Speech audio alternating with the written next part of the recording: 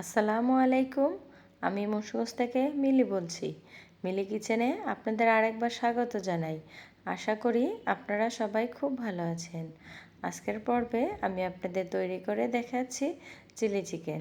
আজকে আমি যেভাবে চিলি চিকেন রান্না করেছি ঠিক এইভাবে যদি সেম প্রসেসে আপনারা রান্না করেন তাহলে খেতে কিন্তু রেস্টুরেন্টের মতো মজাদার হবে। চিলি চিকেন তৈরি করার জন্য এখানে আমি মুরগির বুকের অংশটা নিয়েছি। বুকের অংশটা দিয়ে চিলি চিকেন করলে খেতে খুবই ভালো লাগে। আর বুকের অংশটা এখানে আমি একটু রেগুলার কাট থেকে ছোট ছোট করে কেটে নিয়েছি। চিকেনটাকে আমি ভালো করে ওয়াশ করে নিয়েছি। এখন চিকেনটাকে ম্যারিনেট করে নিচ্ছি। ম্যারিনেটের জন্য এখানে দিয়ে দিচ্ছি 2 টেবিল চামচ পরিমাণে আদা রসুনের পেস্ট। সাথে এখানে দিয়ে দিচ্ছি 1 চা চামচ পরিমাণ হলুদের গুঁড়ি, 1 চা চামচ পরিমাণ মরিচের গুঁড়ি।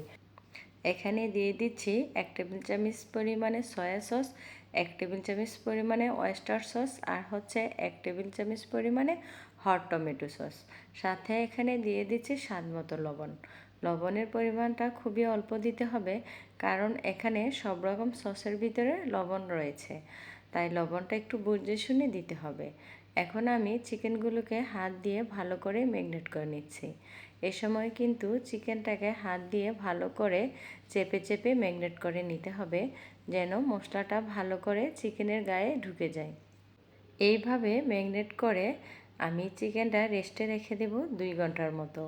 চিকেনটাকে এইভাবে ম্যারিনেট করে রেস্টে একটু বেশি সময় রেখে দিলে চিকেনটা সফট হবে এবং খেতেও খুবই ভালো লাগবে। ফিরে আসলাম 2 ঘন্টা পরে।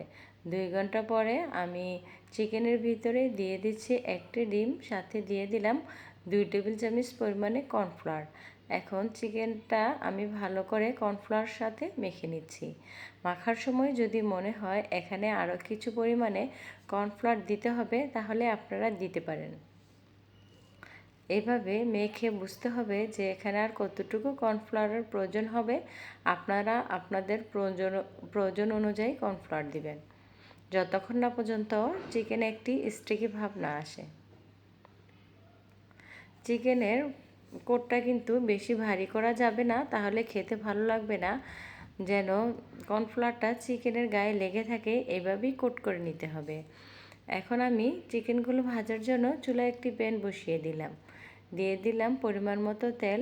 চিকেনগুলো যেহেতু আমি একটু ডুবো তেলে ভাজবো, তাই এখানে তেলের পরিমাণটা আমি একটু বাড়িয়ে দিয়েছি। তেল গরম হয়ে আসলে এখানে আমি আমার ম্যারিনেট করা চিকেনগুলো দিয়ে দিচ্ছি। চিকেনগুলো কিন্তু একটু ফাঁকা ফাঁকা করে জায়গা করে দিতে হবে।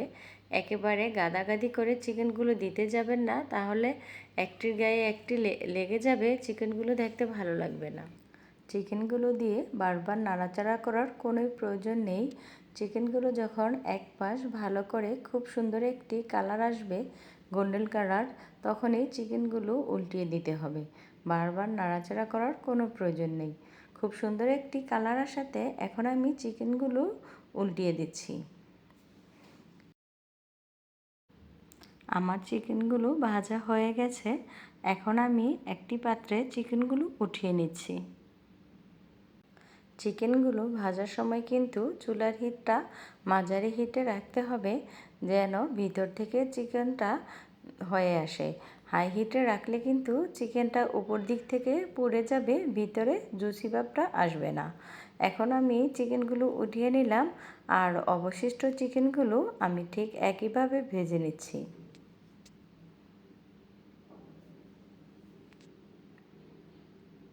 এই চিকেনগুলো আমার ভাজা হয়ে গেছে। এখন একটি পাত্রে আমি চিকেনগুলো উঠিয়ে নিলাম।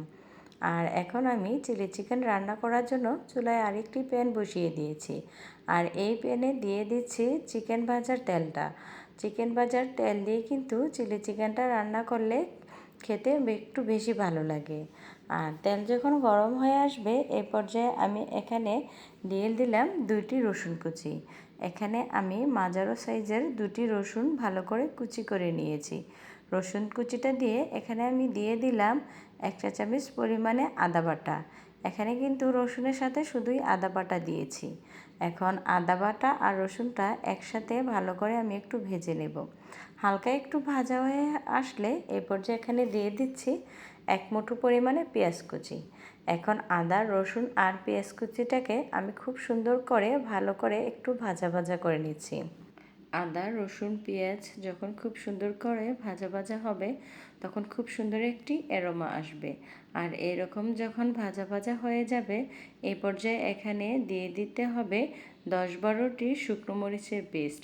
এখানে আমি 10-12টি শুকনো মরিচ পানিতে আধা ঘন্টার মতো ভিজিয়ে রেখেছিলাম, তারপরে শিলপাটায় বেটে নিয়েছি। আপনারা চাইলে ব্লেন্ডারও ব্লেন্ড করে নিতে পারেন।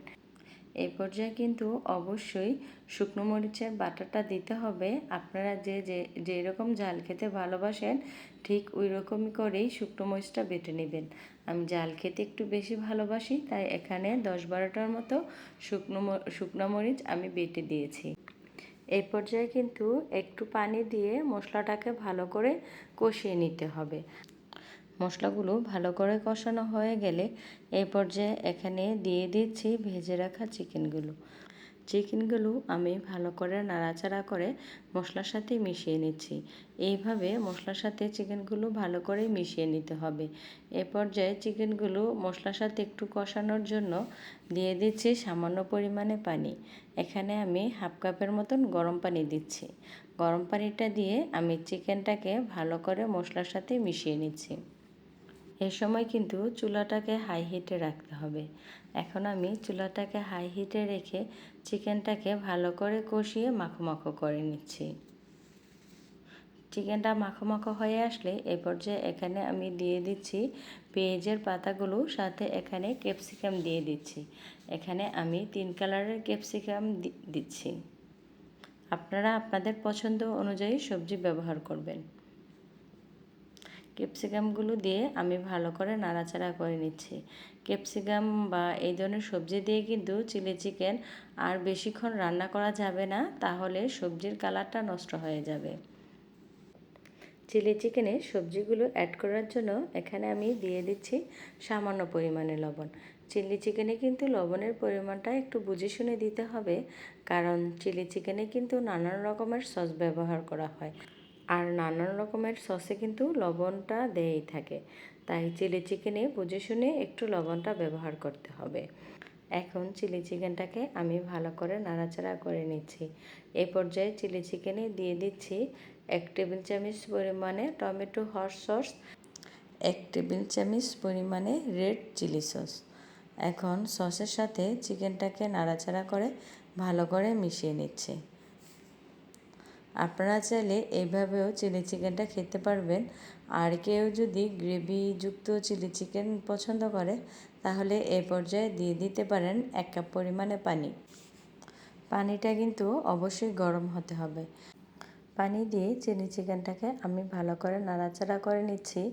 এই সময় কিন্তু চুলার হিটটা হাই হিটে রাখতে হবে। হাই হিটে রেখে 3-4 মিনিটের মতো ফুটিয়ে এরকমভাবে মাখো মাখো করে নিলেই তৈরি হয়ে গেল রেস্টুরেন্টের মতো মজাদার চিলি চিকেন। এখন চিলি চিকেনটা একটু নাড়াচাড়া করে আপনাদের দেখিয়ে দিচ্ছি কতটা লোভনীয় হয়েছিল আমার এই চিলি চিকেনটি। আর আমি দর্শকদের বলছি, আমার আজকের চিলি চিকেনের রেসিপিটা যদি আপনাদের কাছে একটুখানি ভালো লেগে থাকে তাহলে প্লিজ একটি লাইক দিতে ভুলবেন না। আর যদি আমার আজকের চিলি চিকেনের রেসিপিটা আপনাদের কাছে একটু বেশি ভালো লেগে থাকে তাহলে প্লিজ সাবস্ক্রাইব করে আমার এবং আমার চ্যানেলের সাথেই থাকবেন। এই তো খুব সহজেই তৈরি করে নিলাম বাড়িতে রেস্টুরেন্টের মতো মজাদার চিলি চিকেন। চিলি চিকেনটা কিন্তু খেতে খুবই মজার হয়েছিল। এখন আমি চিলি চিকেনের লুকটা আপনাদের একটু কাছ থেকে দেখিয়ে দিচ্ছি কতটা লোভনীয় হয়েছিল আমার এই চিলি চিকেনটা। আজকের চিলি চিকেন রেসিপিতে কিন্তু আমি সবজির কালারটা ঠিক রেখে চিলি চিকেনটা রান্না করেছি, সেই রেসিপিটি আজকে আমি আপনাদের সাথে শেয়ার করলাম।